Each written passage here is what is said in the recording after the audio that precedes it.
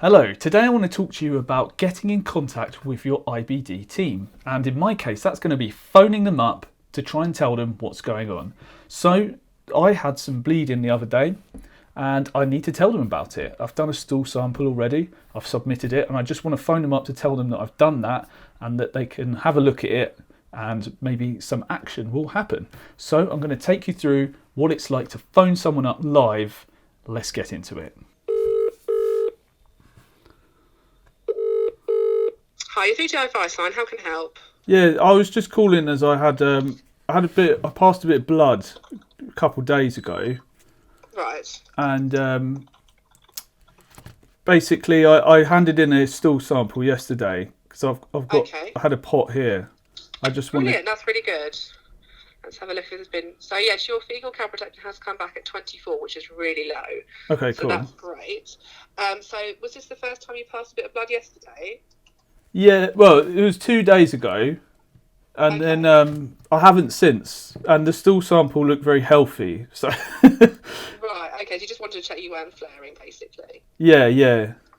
So do you have any other symptoms? Are your bowels normal? All normal. I mean, I've noticed like a tiny bit of mucus, but other than that, Right. nothing. Okay. And how many times a day are you opening your bowels? Probably like twice at most. What was the number?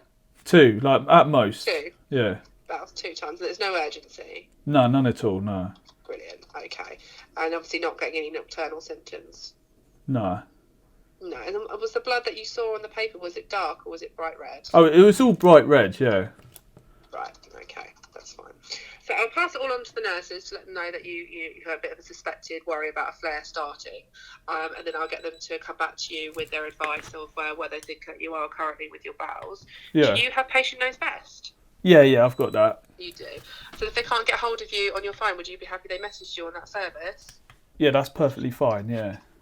Okay, no problem. Thanks for letting us know, and I'll pass it on to the nurses, and they'll get back to you. All right. Cheers. Okay then, Jacob. Thanks very much. All right. Thank you. All right then. Bye-bye. Right, so I finally got through to my local IBD helpline, and as you heard, I was just very to the point. I just said what I was experiencing and what I did, and I think this is the best approach that you can take when you phone up your specialist. So I would advise coming in with sort of a game plan, like write down in bullet points what you want to talk about, and that way when you're on the phone you're not going to forget, you're just going to go straight to it. Detail what happened, everything you experienced, and don't miss anything out.